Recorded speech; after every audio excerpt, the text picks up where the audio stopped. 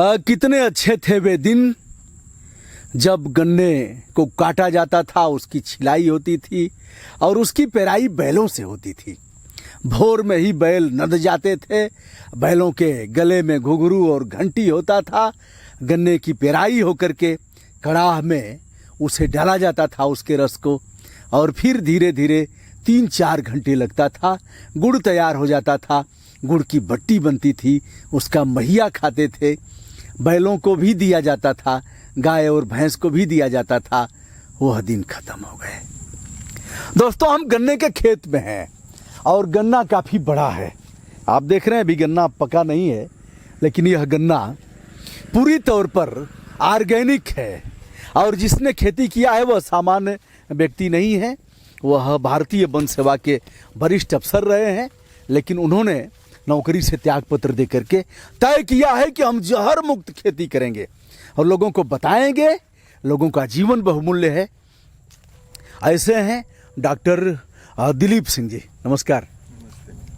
Sir, इधर केला, इधर गन्ना, उधर हल्दी, और अब इस गन्ने के बारे में एक बार हम लोग भीतर चलेंगे क्या? जी आए।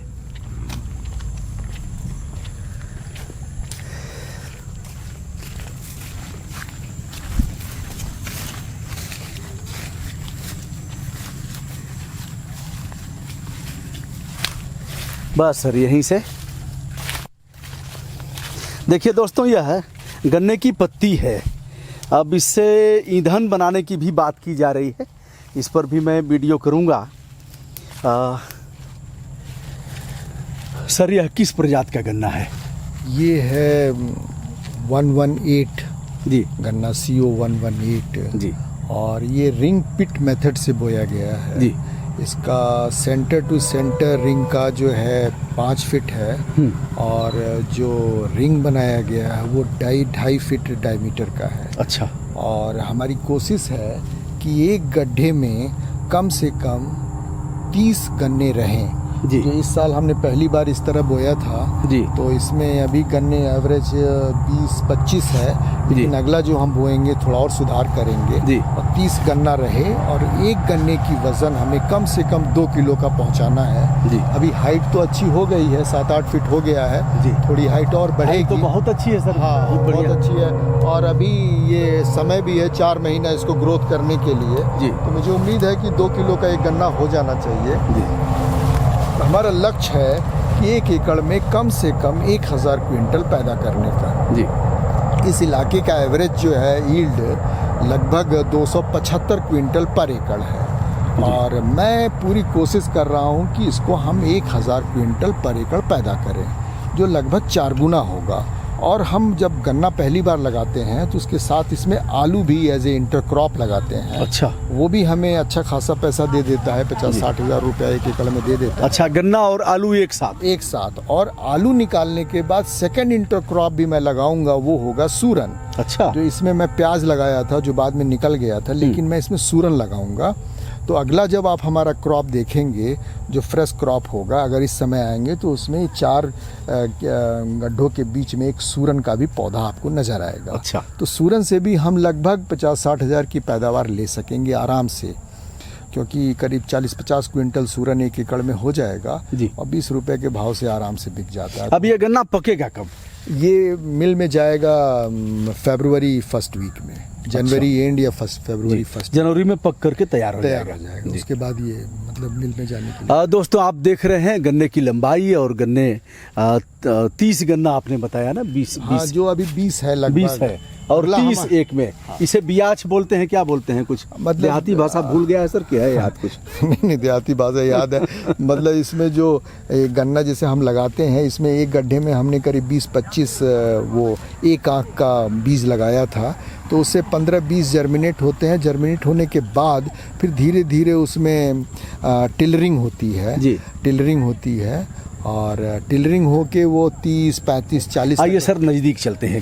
30-40-35 तक पहुंच सकता है। जी, हम इसी पर बात करते हैं। यहीं इसको बांधा गया है। हाँ, ये बांधा गया है कि सीधा रहे। अच्छा। इधर उधर ना फैले। जी। तो सिंगल है तो बांध देने से सीधा जा रहा है। अब मेरा गन्ना जो है मतलब बाकी जैसे केले के क्रॉप जैसा दिख रहा है, कितना साफ सुथरा, हाँ, साफ दिख रहा कोई है। घूमे।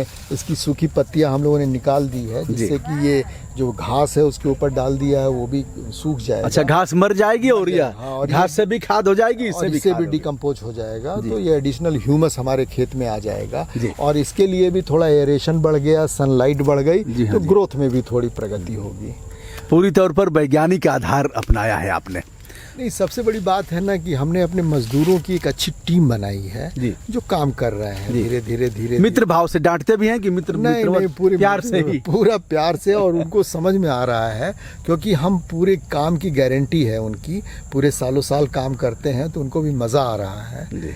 और हफ्ते में एक दिन छुट्टी रखते हैं हम लोग, और रेगुलर अच्छा। काम चल रहा है। हाँ, तो कुल मिला के मतलब पूरे तौर पर इंजॉय, हाँ, पूरा- पर्यावरण प्रेरित और आनंद के साथ खेती। आनंद के साथ, जिसमें सबको मजा आए और जो हमारा प्रोडक्ट खाए वो भी सुखी रहे, जो इसे पैदा करे वो भी सुखी रहे, जी। हमारी सॉइल भी सुखी रहे, इसमें जो प्राणी है वो भी सुखी रहे, मतलब सबका मंगल हो, इस भाव की खेती चले। बहुत बड़ी बात कहा आपने, केचुआ खत्म हो गए, मित्र कीटों को हमने मार डाला। ऐसे में हमारी जमीन भी एक तरह से मृत प्राय हो रही है और जहर जहर जहर जहर लगातार हम जहर ले रहे हैं। तो ऐसे में गन्ना, यह हम कुशीनगर हैं दोस्तों, नेपाल की भी सीमा कुछ दूर पर है और बिहार की सीमा। यह गांव है बोधी छपरा, हनुमानगंज थाने के बगल में गांव आता है। सर, तो इसमें आप सूरन भी करेंगे और आलू, पहले आलू भी करेंगे, फिर सूरन करेंगे। जी। कुछ और हो सकता है क्या इसके अलावा? इसमें अदरक हो सकता है, अदरक हो सकता है, हल्दी भी हो सकता है, जी। लेकिन जो हम नतीजे पे पहुंचे कि आलू और सूरन गन्ने के लिए सबसे अच्छा इंटरक्रॉप होगा। अच्छा सिंह साहब, यह अगर मिलें जो हैं ठीक से गन्ना नहीं ले पाती, फिर ठीक से तौल नहीं होती, क्या ऐसा भी कुछ करेंगे कि अपने यहाँ पेराई करवा करके इसकी बट्टी बनवा करके गुड़ की पैकेजिंग करवाएं? एक बछड़ा है, तो उस बछड़े से मैंने मतलब कोल्हू एक रखा है, उससे हम बछड़े से ही चला के गुड़ बनाते हैं। अच्छा। और गुड़ भी हम कुछ बना के डेफिनेटली मार्केट करेंगे। हाँ, करेंगे डेफिनेटली। ऑर्गेनिक है तो उसकी वैल्यू है, गुड़ भी लोग पसंद करेंगे और गुड़ भी वैरायटी फुल बनाएंगे, खिलाएंगे। अब तो लोग जान गए हैं इस क्षेत्र में कि ऑर्गेनिक खेती यहाँ होती है, तो सब्जियां वब्जियां भी कुछ बिक जाती हैं यहीं से आकर नहीं, के हम ले जाते हैं सब्जी लोग। जो भी पैदा कर रहे हैं लोग आके खरीद के ले जा रहे हैं, तो उसी को ध्यान में रख के अभी हम अगले विजयदशमी को एक अपने फार्म का एक आउटलेट भी शुरू करने जा रहे हैं। जी। इसका नाम हमने सोचा है प्राकृतिक, हाँ। अंग्रेजी में नेचुरल होगा उस दुकान का नाम। जी। और उसमें हमारे फार्म के सारे ऑर्गेनिक नेचुरल प्रोडक्ट्स को कुछ डायरेक्ट होंगे और कुछ वैल्यू ऐड करके हम उसमें रख के लोगों को पहुंचाएंगे लोगों तक, जिससे लोगों की सेहत भी अच्छी हो, लोगों को एम्प्लॉयमेंट मिले और किसान को ये रास्ता दिखे कि भाई आमदनी बढ़ाई जा सकती है, खूब बढ़ाई जा सकती है। एक सवाल यह कि लोगों के जहन में एक बात भीतर तक बैठ गई है कि खेती बड़े घाटे का सौदा है और आप कर रहे हैं, तो नहीं, कैसा लग रहा है आपको, क्या करना नहीं, चाहिए? इसी चीज को, घाटे की चीज है उसको मुनाफे में तो बदला जा सकता है ना। वहीं पे तो मैनेजमेंट आता है, टेक्नोलॉजी आती है, इन दो चीज का सहारा लें, मैनेजमेंट, टेक्नोलॉजी और थोड़ा फाइनेंशियल इनपुट डालें तो इस सिचुएशन को बदला जा सकता है। अब लोग कहते हैं कि यहाँ मजदूरों की प्रॉब्लम है, मेरा देखने का नज़रिया है कि यहाँ के मजदूर जाके गुजरात की डेयरी संभाल रहे हैं, महाराष्ट्र की डेयरी देख रहे हैं, पंजाब हरियाणा की डेयरी संभाल रहे हैं, तो फिर यहाँ की डेयरी कैसे नहीं चलेगी? कैसे?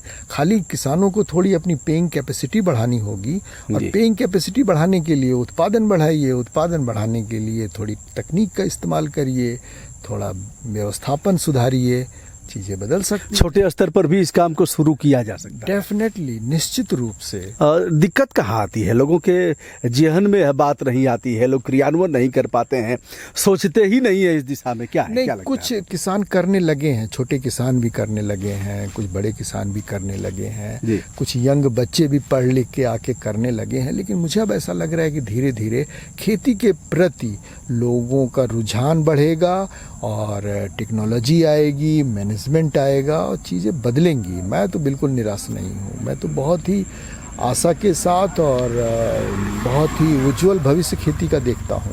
क्योंकि मैं खुद कर रहा हूँ, मुझे तो कोई दिक्कत लगती नहीं है सच। डॉक्टर साहब, आपने शोध क्या टॉपिक रहा है आपका? मैं इसी एरिया पे भारत सरकार में जब मैं सामाजिक न्याय और अधिकारिता मंत्रालय में डायरेक्टर था जी। तो उस समय एक स्कीम चलती थी कि जिन डिस्ट्रिक्ट्स में एज पर 81 census SC female literacy less than 2% थी, जिसमें हमारा देवरिया जिला भी था। अच्छा। तो मैं उसको देखने के लिए आना शुरू किया, तो धीरे धीरे मैं इतना क्यूरियस हो गया कि अपने ही क्षेत्र पे मैंने जामिया मिलिया से डिपार्टमेंट ऑफ सोशल वर्क से टॉपिक चुना मैंने, role of education and improve technology in holistic development of underprivileged of Khadda block Kushinagar district. उसी पे मैंने एक्शन रिसर्च किया है। खड्डा ब्लॉक, ये खड्डा ब्लॉक, जिसमें मेरा एक खेती का मॉडल आया है उभर के, जो सस्टेनेबल हो, इंक्लूसिव हो, पार्टिसिपेटरी हो,